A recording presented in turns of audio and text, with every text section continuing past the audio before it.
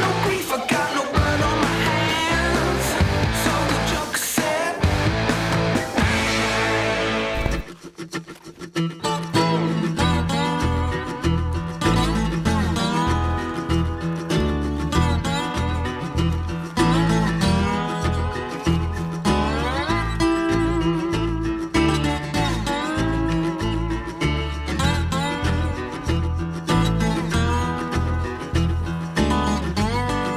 Dopo aver pianificato la gita, aver valutato il bollettino nivo-meteorologico e aver preparato tutti i materiali, Geppo e Daniele sono pronti a partire per il loro itinerario scialpinistico. Arrivati sul posto devono fare un'attenta valutazione della situazione generale.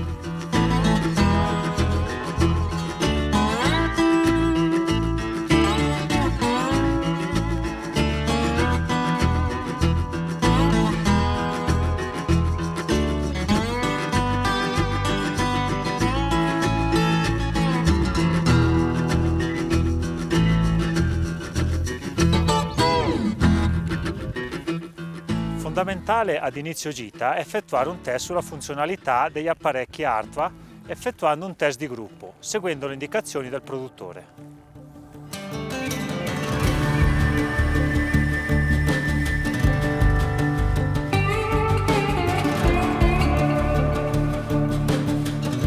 Su pendenze dolci la tecnica di progressione più adatta è il passo di giro effettuando curve ampie. All'aumentare della pendenza cambia la tecnica.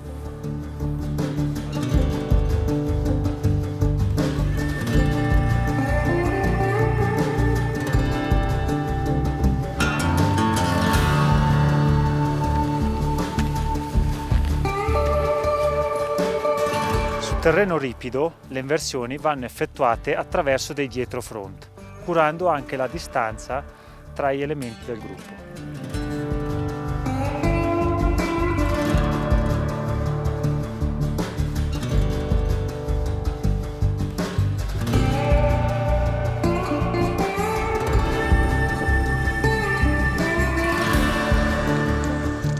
La valutazione delle condizioni deve essere fatta costantemente durante tutto l'itinerario.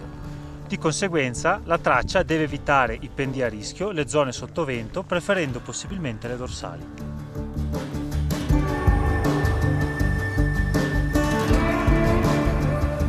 Su pendenze importanti, per ridurre il sovraccarico, è opportuno mantenere una distanza di 7-8 metri tra i componenti del gruppo.